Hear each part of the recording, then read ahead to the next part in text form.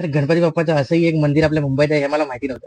आम्हाला सुद्धा आज पहिल्यांदाच समजलं की असं एक भव्य दिव्य गणपती बाप्पाचं मंदिर आहे आणि ते मंदिर इतकं सुंदर आणि प्रसन्नदायी आहे ना, तर मला तर असं वाटतं की तुम्ही तर जायलाच पाहिजे आणि आम्ही ह्या रील थ्रू तुम्हाला ते मंदिर पूर्ण दाखवू आणि त्याचं लोकेशन सुद्धा खाली मेन्शन करू. तुम्ही नक्की भेट द्या. आणि तुम्हाला हे मंदिर कसं वाटलं हे आम्हाला कमेंट करून नक्की सांगा.